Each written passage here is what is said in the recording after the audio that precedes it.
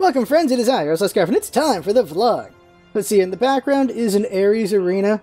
This is after the SWC, so I just went nuts with SWC Ares, and pretty fun playing SWC Ares, or just Ares in general, I guess. I'm getting better at them. My problem with him was I always missed the chains like all day, every day, and then missed the fire, and then I was just all about the ult with him. Now, once you learn how to do the chains and the burn better, and use your defense to help people out better, you do a lot better with the guy. But it's really crucial to just play him with some CD, and then build for auras, or defense, or attack afterwards, whatever the flow goes. Some matches you'll do better being aggressive, some matches you'll do better being defensive. Really depends on the match, because you can't always just be one thing and expect to win every match. And it's interesting to see how these Ares games go. So there's going to be another Ares game, an actual Ares, like me talking everything, next week I believe. Hou Yi Arena, Monday. Hou Yi, I do not like an arena at all. But this game I actually do well, so that's going to be an interesting difference there. Hou Yi's thing is that he's kind of really squishy. He's really squishy. He also gets CC'd pretty easily, even when he's doing his weird run, jump, dash thing. Like, he's immune to damage when he's in the air, but I believe you can still CC him, kind of, and it's really odd how that works. I got caught with the boar when I was up there, and it's odd. It's really odd. And it's just slow as balls. And also, you can't really get that many ricochets unless you fight in the sides when you're Hou Yi, and really your opponent should be in the middle a lot when they see Hou Yi so that they don't give him a chance to do that. His stun's just really telegraphed. You got to put the mark on someone to do the stun, so when you put the mark on them, they know, alright, watch out for Hou Yi and make sure he doesn't get the bounce on me, and well, he's not going to do jack to me. But also, you got your ultimate, so if you can catch someone who doesn't have an escape, hit them with the mark and put the ult on to take him out. You see there's a Anubis in this match, so I definitely take advantage of that situation. Like that Zeus ult, like, Hou Yi's kit is such an odd ball, because he's got that Zeus ult, and he's got something for dealing with groups, he's got the ricochet shot for dealing with a single person, or I guess a small group in a small area. He can clear the jungle kind of well with it. He cannot do lane as well. He has to put himself in an odd angle to do it, and that could get him hurt, which could be not good for him. So I don't know. He's such an odd duck, but he can be played pretty well, as been proven by Zap, of course. And this is the one that everyone keeps talking about. So the first day he's out, Zap's playing him, he's streaming him, and Zap gets like a double kill from a gank on him, and he's like, well, there you go. And he did it using ricochets and just using his abilities really well. And that's what pros can do. And that's really the difference you see in pretty much a lot of things, is pros will be able to just do amazing things with gods no matter what. And a high skill god like Hou Yi, they'll do really well with them. While as casuals will just get wrecked with him pretty often. And that's just what happens, because not everyone's good with a god. And this is the thing, you go, well, do you buff or nerf because of that? Like Hou Yi, I feel like needs a buff for the just for player base in general, because I don't feel like he's really strong for a lot of players, because you have to learn the bounce, and it's not easy to do that. And so I keep thinking maybe they should put up the base damage and lower the bounce damage, which then again makes it less rewarding to get the bounces. So I don't know. Maybe he's just got to be one of those niche gods that not everyone plays instead. That's also a thing as well. So maybe just keep the high skill, keep the base like it is. I don't know. I really don't, because I'd rather everyone be able to play every god, but then again, when the roster grows, that's just kind of the niche thing that happens, is you create all these gods that are good in these different ways, or counterable in all these different ways, so I guess it's fine how it is. I don't see him getting nerfed, though. I don't know. His escape is abysmal. It is a terrible thing. It's good for surviving DOTs for a little bit, but I don't know. I'm not the biggest fan of him as a complete god. I'd rather play other gods. When it comes to hunters, I'd rather play other hunters than him. He's fun and interesting. And I think if he could perfect his jungling, maybe he has potential there, but I'm not sure. Like we did the Ricochet guide, because I was like, if you figure out how to clear the jungle very efficiently with him, could he be done as a jungle threat? And in a way, he can be. He just doesn't have any early game aggression. He doesn't have early game aggression because he's just got this good clear, but he has a telegraph that he's going to go for a stun on you with the mark, and the mark takes a minute to get on you, and then he has to charge up his one to do that as well. So it's really easy to see him coming. He cannot just jump on you like other gods can, so that really hurts him. That really hurts his gank potential. He's just very telegraphed, so what can he do?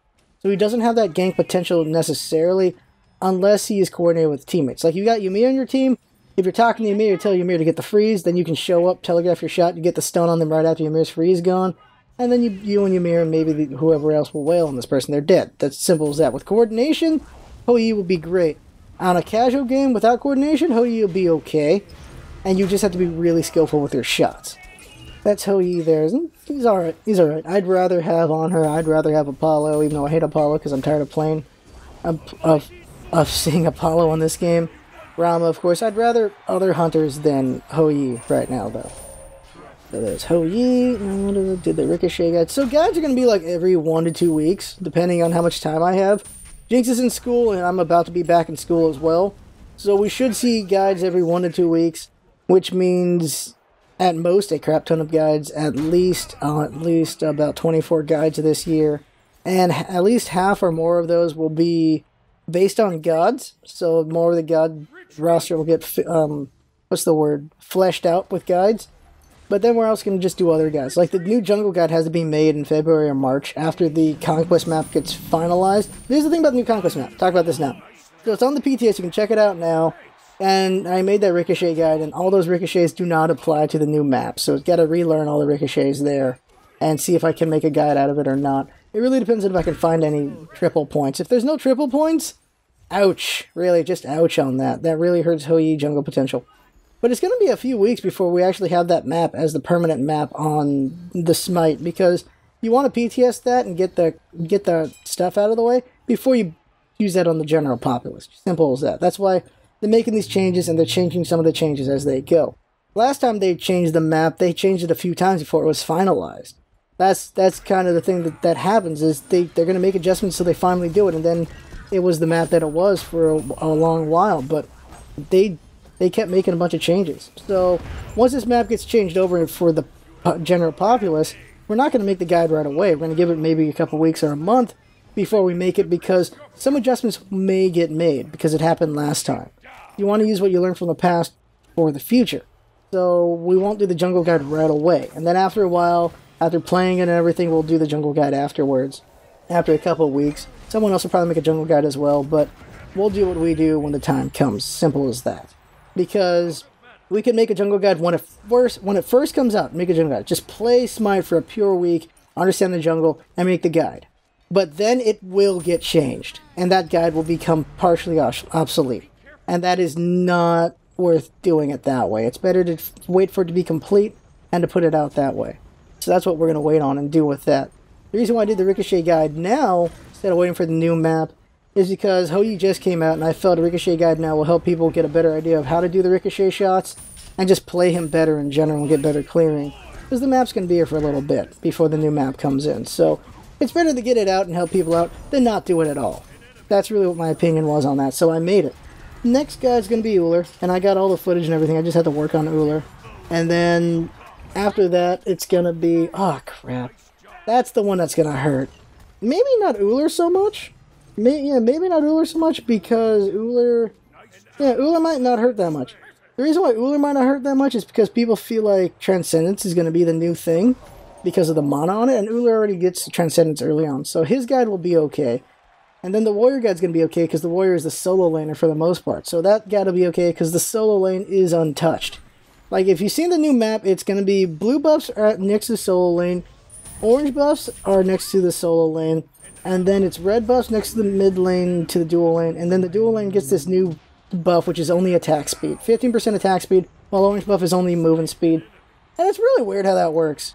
Movement speed and attack speed are now separated, while red buff is still giving you a bunch of power in two different ways, and then blue buff is mana and CD. So it's weird to see orange get split. It was considered the best buff in the game. It's still considered the best buff even with just movement speed, but seeing that split is kind of weird, because what it does, it just hurts the dual lane so much. You can't spam abilities in dual lane because there's no blue buff there. Hindu Man's already postulating? He's already theorizing that what happens is the short lane's going to become the new dual lane because they're not going to be willing to deal with the lack of blue buff. While as certain warriors can deal with not having that much mana anyway, so they can do the long lane if they want. Chalk is probably the best example of it. Chalk can just give himself free attacks. Then certain mages with the right amount of mana efficiency can also handle the solo lane in the long lane and be okay. So that's what Hindu Man's theory is, and like that might be one way people try. What's going to happen is when it first comes out, people are going to try a bunch of things. They're going to try dual in the short lane. They're going to try still doing dual in the long lane, solo in both lanes. They're going to try doing so many different things. That's just what's going to happen. What meta holds out in the end we will not know until it comes. One thing I know I'm going to do is, when I first do the new map, is I'm going to go ahead and have my duos go and take my blue, like as if I'm the jungler solo, and then we just steal the enemy blue, and then you go from there. Simple as that, just steal it and just walk out. Because I feel like that'll just be a good way to just keep the blue meta for the duo and the solo. And there you go. But that definitely wouldn't be anything meta at all, because that's a really risky move to take. But I think it's a good way to catch them with their pants down, is doing that. But just having attack speed only in the long lane, the dual lane, means all you can do is just shoot, which is going to slow down that lane a lot. And the idea here is trying to make it kind of like Dota, where in Dota you do a lot of last hitting, just hitting minions, and then you dump all your mana when you know you can get a kill.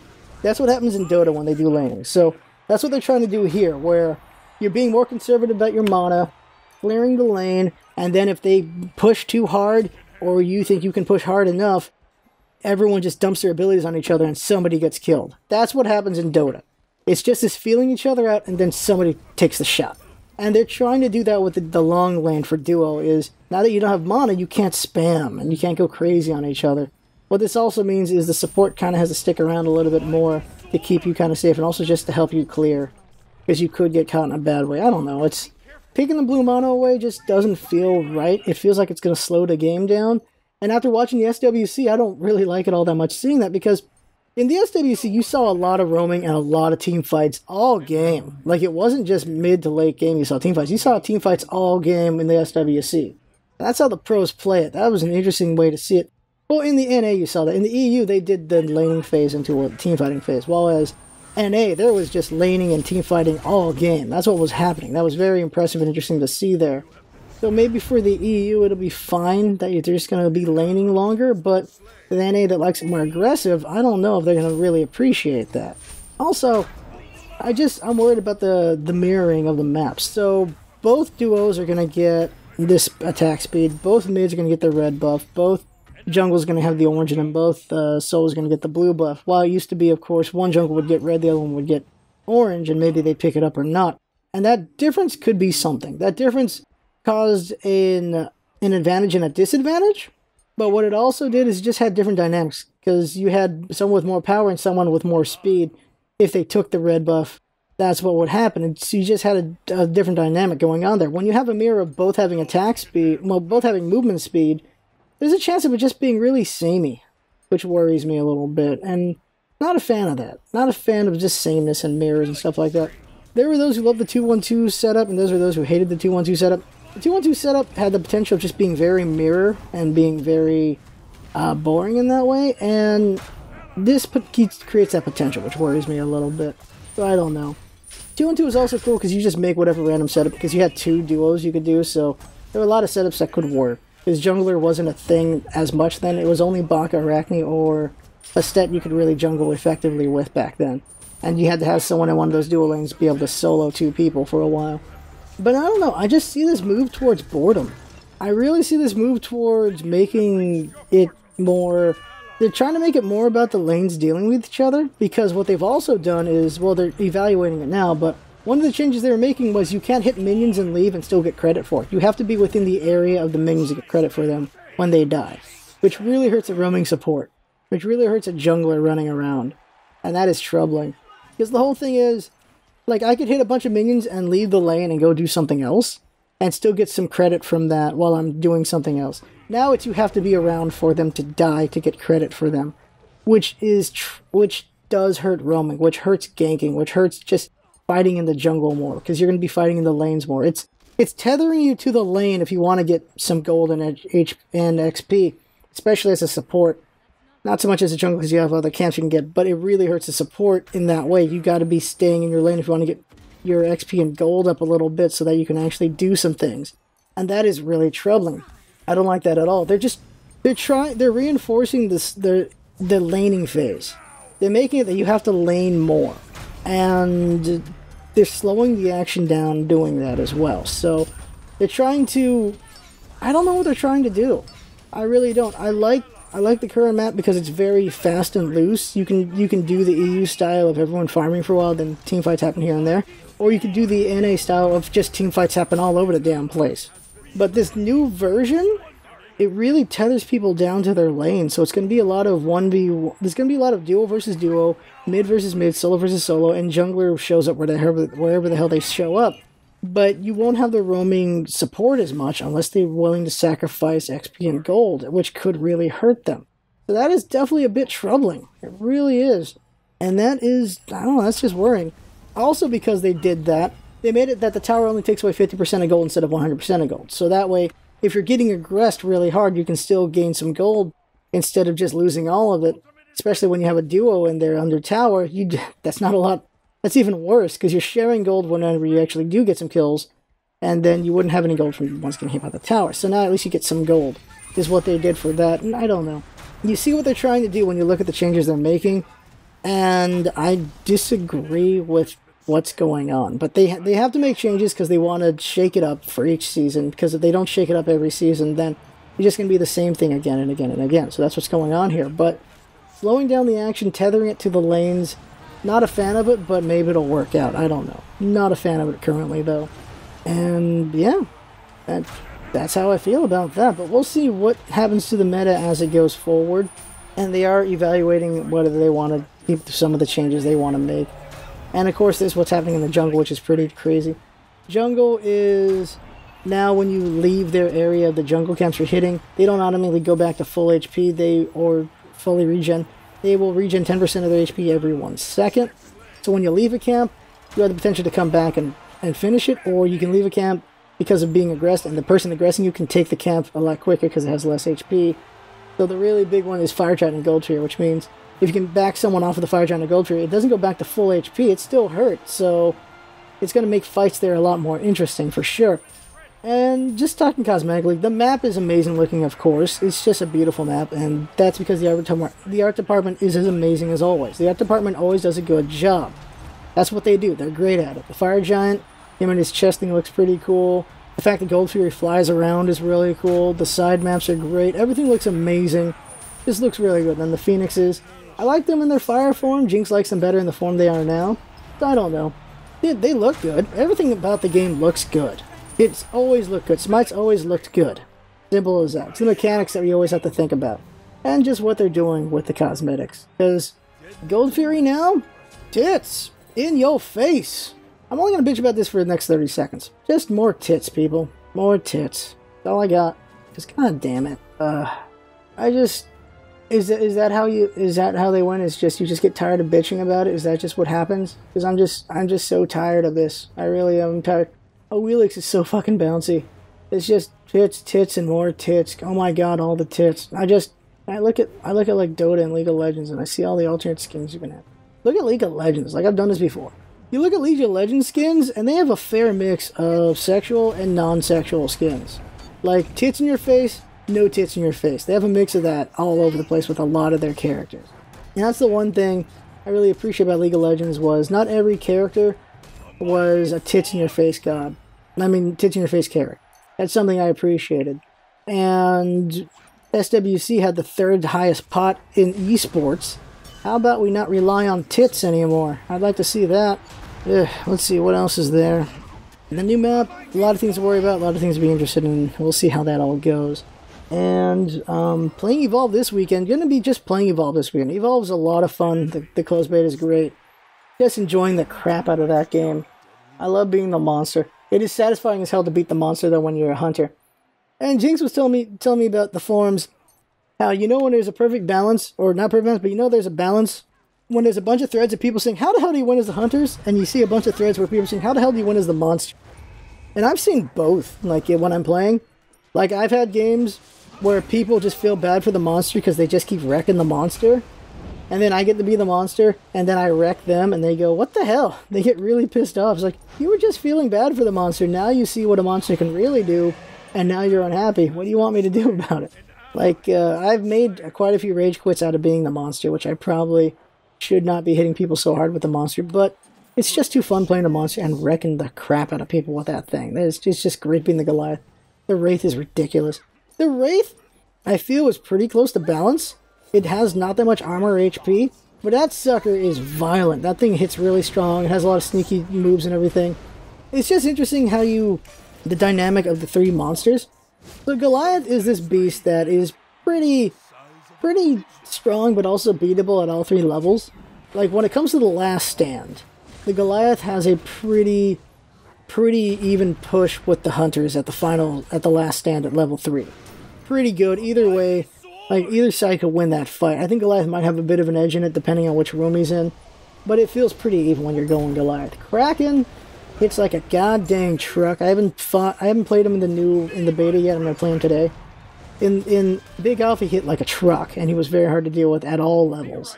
But at the final stage, you could beat him because, well, he doesn't take that much damage, but he could do a lot of damage. It's at the final stand, he could be beatable. The Wraith at the last stand has so little armor and HP that you have to play really tricky at the final battle, and he probably, more than often, probably will lose that fight because it's just such a tricky thing to do. I feel like level 2 is where the Wraith's at his strongest because they're not doing a last stand approach, and you can just try to pick them off with the Wraith, because the Wraith has some interesting abilities. It's basically teleport to them and explode, dash really fast, grab them, go back to where you are, and then beat the crap out of them, and then his decoy feels... The only thing that feels a little bit strong about him is his decoy, because that decoy does some really good damage, and of course you're cloaked while it's happening. It's such a good thing that it might be a bit much, and then of course his super flip out buff, Supernova, is amazing to play and do. It's great. It's really fun to be the monster. It's really fun being the hunters too, but you need a coordinated team for that part. And Turtle Rock or 2K wants to make it an esport. I don't know how. I think it'd be very entertaining to see, like seeing a monster at the highest level and seeing hunters at the highest level. It'd be very entertaining. I feel like hunters at the highest level would make monsters really hard to play. I think at the highest level, as good as monsters are, I don't think they could hold up to a high-level hunters team, I think. Because I just don't. I feel like it's 4-on-1, you got 1 mind trying to outsmite 4, and 4 minds working together to think of different ways to catch this monster. It's going to be not easy. But who knows, maybe the monster's got the edge, I don't know. Oh god, I would like to see Evolve get that big, but one of the things that's going to hurt Evolve is its DLC. It's $15 per hunter. No, it's $7.50 per hunter, $15 per monster to buy the new characters. And I look at that and I go, that is not a good practice. Evolve has all these awards, has a lot of hype, but I'm scared of it becoming Titanfall already. And I'm just worried about that. Just going, a lot of hype happens, a lot of people are playing it, and then nobody plays it anymore. Or just nobody cares about it anymore. Evolve is really fun. I love this game a lot. I'm going to play it so damn much when it comes out on February 10th. But the DLC practice could kill the game. And it does feel imbalanced because you're buying characters, so certain people will not have all the characters, and that's very unfortunate. And that's just too bad, and if you're going to keep adding characters, I guess that's the way to make money, I don't know. Or make them cheaper. It's a steep price buying a character for $7.50, buying a monster for $15. That is a steep price. Yeah, you'll be playing a lot of them, but that could be a game. Like, honestly, that could be an indie game that lasts you like 10, 20 hours, or just 5 hours, depending on the indie game. That right there is an indie game, though. That's something else you could enjoy for a while. $15 for a monster, that can get you quite a few interesting games. That can get you Ziggurat. Ziggurat's a game that you can play for hundreds of hours. It's a really good game. $7.50 for a hunter? You could get, let's see here, you can get Ziggurat on sale. I just don't like the pricing. Jink's opinion is we should hold out on that and hope that, and see them maybe make them cheaper, or put them on sale or something before we try to buy them. Because when I first, I'm like, oh god, I want to play all these characters. I kind of want to put down the extra money, but it's the shitty practice, so I don't know if I don't think I really want to at the same time, so I don't know. And we made a decision to just not do it, not buy into it. But no, it's just too bad with the DLC. They think they have a winner on their hands, so they're going to do it this way, and maybe they do, I don't know. But it's not a practice I like, and it's not one that I really want to justify. But when you look at this game, how are they going to make their money? I guess that's the way to make their money, but the question is how much would they... I think the better sell is to price it at $15 for monsters and $7.50 for hunters, and then from the backlash lower it to $10 for monster and $5 for hunter, and that might create people going, yeah, okay, I'm better with that, and then they'll buy it. I think that would be an interesting marketing move to do, and I'd be more okay with that. I don't know, 5 just feels cheaper than $7.50 because it is, and maybe more doable. Although people are probably going to want an in-game currency to be able to just unlock these other characters.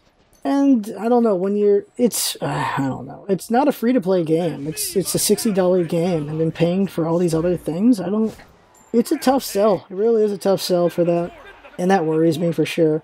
But luckily there is single player to the game as well, and hopefully the AI is really good. If the AI hopefully is made really well, that it's really challenging, then I could just play this on my own even if the population dies, and I won't care.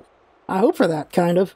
That, not the population dying, but that the game is so good, so well crafted, that you can still enjoy it even on your own. Because sometimes you just don't have the connection to play with other people. Maybe you're in, one person had a really, I remember a guy in Hawaii who had a really bad connection. He struggled to play anything. He just had a terrible connection. So he played mostly turn-based stuff. And so a game that you can play single player with really good AI, which AIs don't really get that much worked on them anymore. People don't really, AIs have been an afterthought for a lot of developers, it seems, lately, because AIs just don't do crap. But if they make a good AI, that'd be really great. And that'd just be nice. Because being able to play a multiplayer game alone sometimes can be a lot of fun, especially if you don't have the connection for it. That's a pretty niche group, but it's pretty awesome for that as well. Like I played, Time Splitters. Time Splitters 2 is one of my favorite games ever. Because you could play with friends and have a really good time, or you could play with AIs, and the AIs could be put up pretty well or not so well. And you just have a blast with AIs and just do that. You could do I think 7 or 8 man fights with AIs, which was really fun. Just a lot of things you could do with that. And that's great. Also, was Perfect Dark had AIs. They had 7 or 8 different AIs you could fight against, which was really cool. You could have an aggressive AI, a defensive AI, stuff like that. That's all old school. That's old 64 and GameCube stuff. We're in a new age now, but I feel like AIs back then are a lot better than they are now in certain games. Especially when you look at poor Robot. Poor Robot is not the best. Anubis Bot's freaking ridiculous, though. But, that's enough talking there. We're at 30 minutes now, so the Ares game is gone. I don't think there's anything else to talk about. This weekend's going to be dedicated to Evolve. Just me playing the crap out of that, because I really want to play that. And then get back on the horse after Evolve's gone. Then I start school up, and then we'll see how everything goes. I'm thinking Smash is going to become a bi-weekly thing instead of... Wait, bi-weekly means twice a week or every 2 weeks? Okay. Smashes will probably be every 2 weeks because Jinx is in school, so she has to do editing stuff, and then I'll be in school, so I have to do stuff as well. It'll be every 2 weeks. I'm thinking that's what it'll be now. For Smatters. And then for the guides, one guide every 1 to 2 weeks is my goal, and I should be able to keep up with that as long as I don't mess up too much. I have state exams as well I gotta do that I have to study for. I got a lot of things on my plate I gotta do, for sure, and I'm gonna balance this with at the same time. Because we definitely, we don't treat this thing as a hobby at all. This is not a hobby. We treat it as a second job. We work at it all the time as hard as we can, but a second job, of course, when you do 2 jobs, you're gonna mess up a little bit on them, or you gotta cut some time so you can do one as well as you could. And so, Smashes is every 2 weeks. We'll see how the guides go. The guides have been bonus stuff anyway. It's been the main 5 or so videos for Smite has always been the main focus. Because you can just do more teaching there and just have more fun with that. Well, the guides are, of course, more focused, but they take more work. The guides take a lot of work to make. That's just how it is. Well, we'll see how that all goes. And then we're also we do a lot of things. You guys know this. We do a lot of stuff with the channel. We spend so many hours. I do 10-hour days for the channel every day. I don't take breaks on this thing. Evolve is going to be my break, I guess, because I'm just going to have fun playing that and streaming that. But I'm constantly doing stuff for the channel. Jinx is constantly doing stuff for the channel. We're always doing stuff for the channel. We're constantly working on it. It's definitely not a hobby for us. We're doing it as a second job. But once school rolls in, we have to cut back a little bit. So it's basically cut back on the overtime, which means we can't make as much. We're going to be making a lot, but we can't make as much. So Spencer's every 2 weeks doesn't feel like too bad a sacrifice. It's still going to be a good source of learning. It's something we added anyway. And then the guides, we'll see how that goes, and LPs, and there's a lot of stuff coming up. I am excited for February into March's LPs. You already know what one LP is going to be, but you don't know what the other LP is going to be. And the other LP is going to be even sweeter without everything going on. It's going to be, oh my god. February is going to be such a strong month in LPs. It's going to be an amazing month in LPs. So will March. It's going to be great. And I am talking way too much. So, that's it. That is the vlog this week. Next week we'll see what we talk about. But there you go. Damn, sometimes I can talk a long time, can't I? But there you go. Thank you to everyone for watching. Thank you for your comments, your likes, dislikes, everything. Thank you very much. Thank you to Jinx for all of her hard work, and thank you to me for stuff. I don't know. But there you go. Thank you to everybody. I had a lot of fun doing this vlog. It'll be a lot of fun listening and watching, and that's what it's all about, isn't it? Having fun. Thanks for coming by, and see you next time.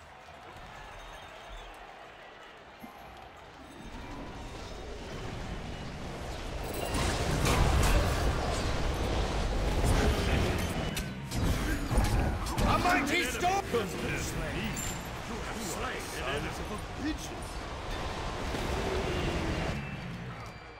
To me, my brethren!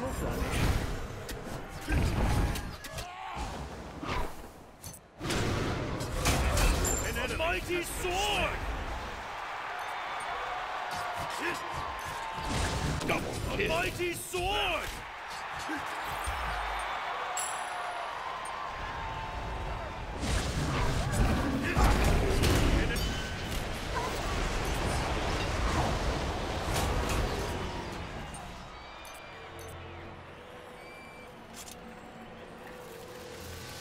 A dragon must be feared.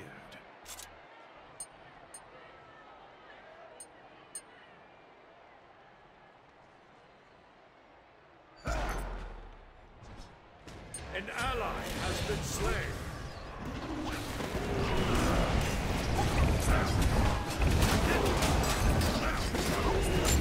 Bear your souls to you have been slain.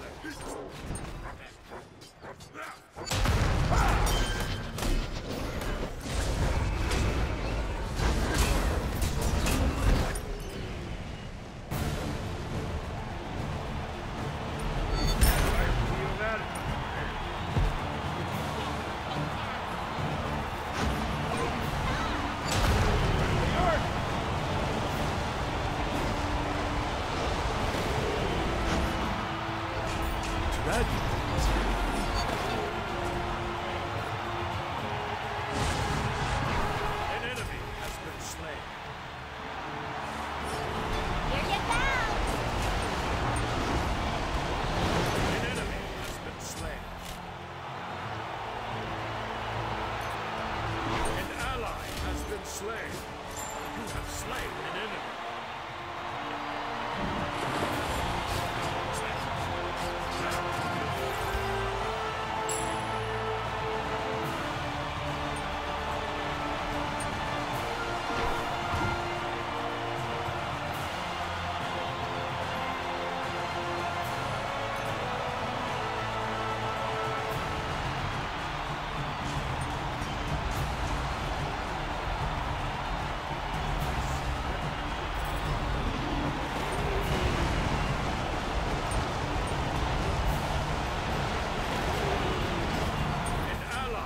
Been slain.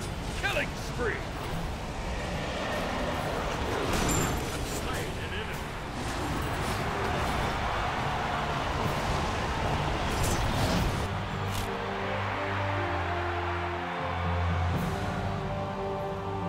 enemy.